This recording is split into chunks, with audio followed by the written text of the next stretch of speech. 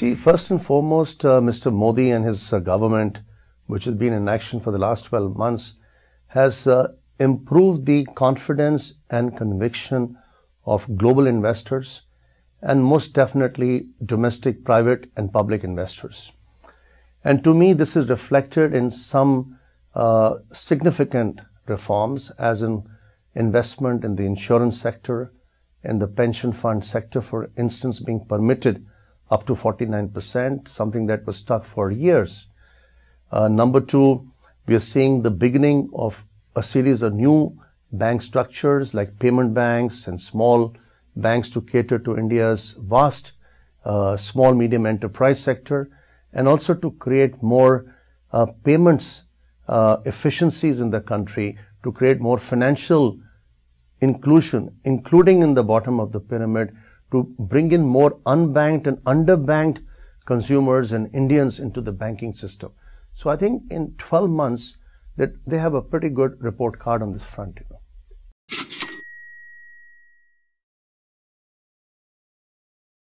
The priorities for the government basically is minimum government, maximum governance. And to me, this is naturally going to be reflected in an improving policy framework at a federal level, and how it is in a way migrated to the states, because the states have a very significant role to play. And to me, this has to translate into the single biggest investment opportunity in the world, which is in India's infrastructure. I mean, we are not even 2 or 3% tapped to our fullest infrastructure potential. So whether it is in logistics, in transportation, in renewable energy, it's in building ports and airports and roads and highways, I think there is a huge medium to long-term opportunity in India's infrastructure. So I think the government is committed to making sure that we build the infrastructure, because that in itself is going to create economic multipliers.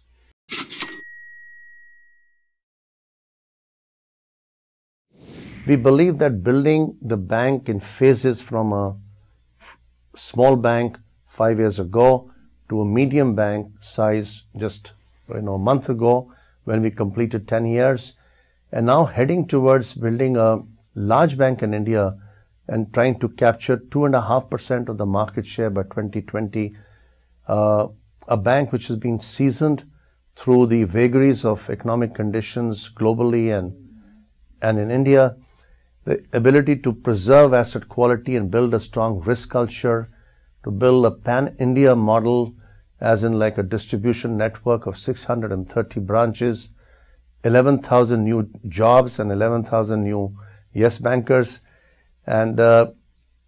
investment which to me reflects a new basket of growth in our country. A basket of growth that reflects sunrise sectors like agribusiness, healthcare, life sciences, renewable energy, for instance, which are sectors where our bank has built differentiation as our key strength,